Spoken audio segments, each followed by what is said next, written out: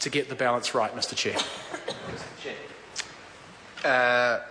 Did you call? Honourable David Parker.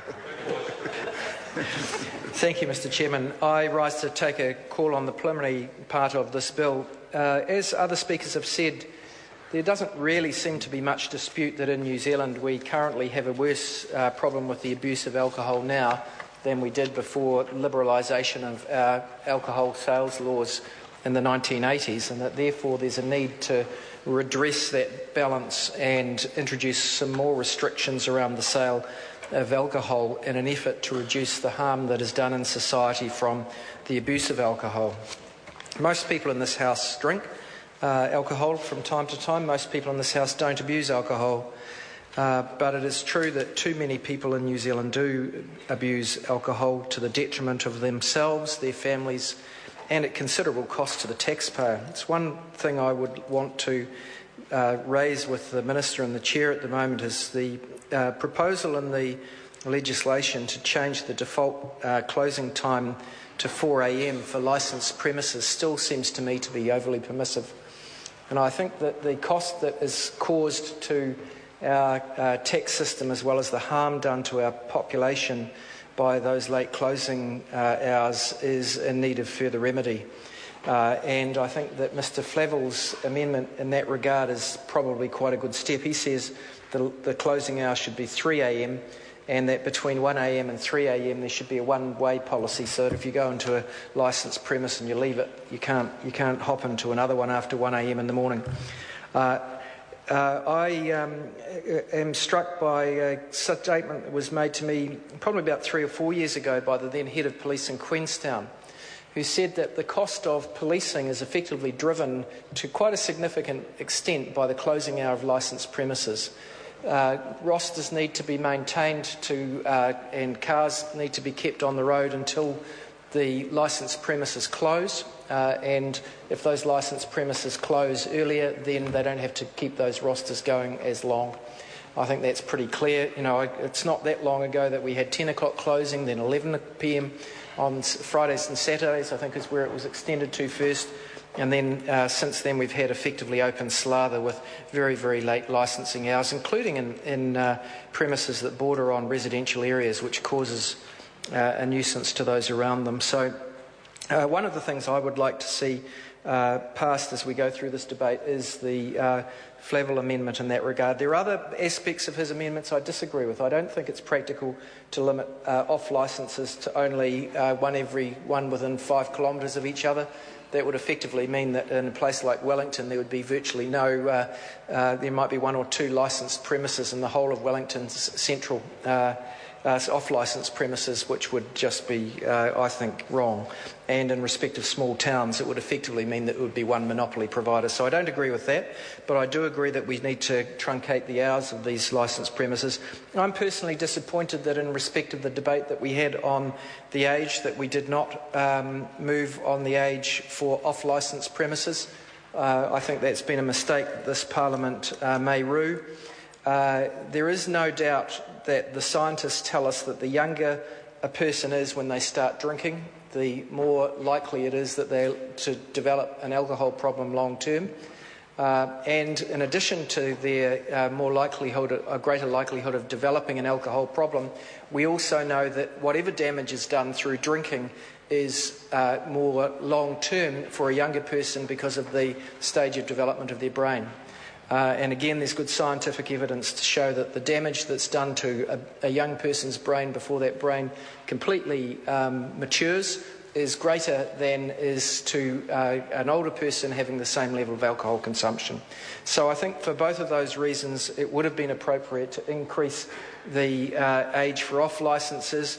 There is indeed an argument that we should have done it for on licence as well, but the argument in respect of on licences isn't quite as strong, in that there are, at least in theory, meant to be controls relating to the serving intoxicated people that make it less likely there will be harm to those people on licensed premises. I think whatever happens with this legislation, I would like to see the government putting more focus on enforcement of the law.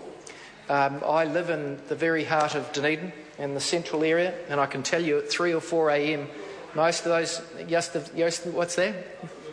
I've got a foot in more than one camp, Mr. Williamson, but none of them are Remuera. None of them are Remuera. I do know, Mr. Chairman. Honourable David Parker. I do know that the state of people when they come out of those premises at 3 or 4 a.m. in the morning it's impossible that they weren't being served when they were absolutely totaled when they were in these licensed premises.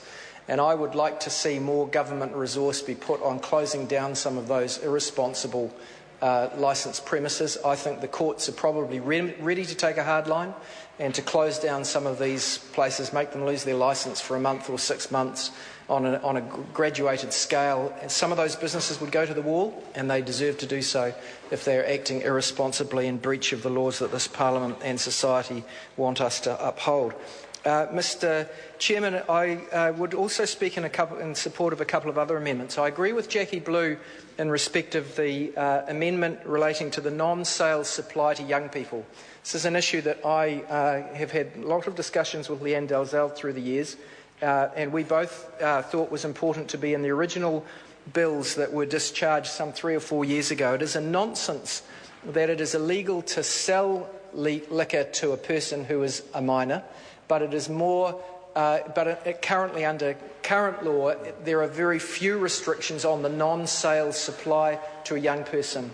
Even if that supply is without parental consent, even if it's for hideous amounts of strong spirits, even if they're in a car, there are so many gaps in the existing law relating to non-sales supply to minors that it's no wonder that the police can't effectively enforce the current law such as it is. So I'm pleased that non-sales supply to minors is going to be significantly tightened so that it can only be legal if there is parental consent and then there is a responsible level of provision of alcohol. That'll take some of the pressure off parents around these pre-ball parties and post-ball parties where parents are put under pressure because they're told by Johnny that everyone else is doing it and therefore they've got to do the same thing.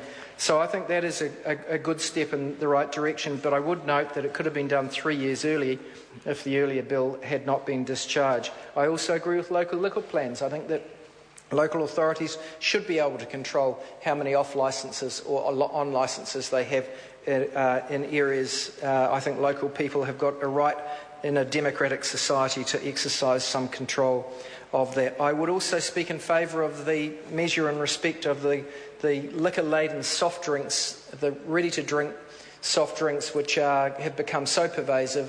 Some of the richest people in New Zealand have made their fortunes on the back of the misery caused by RTDs, and we ought not to shrink from concluding that those RTDs, which really are marketed in a way that is meant to disguise the taste of alcohol, they're soft drinks essentially. Phil Goff's bill amendment to limit the concentration of alcohol in those drinks and the size and number of standard drinks that can be in an RTD, I think is worthy of support of this Parliament. And the misery that flows, particularly for the younger people who are most attracted to these young drinks, to these RTDs, is something that can be remedied by this Parliament if we vote in support of that bill.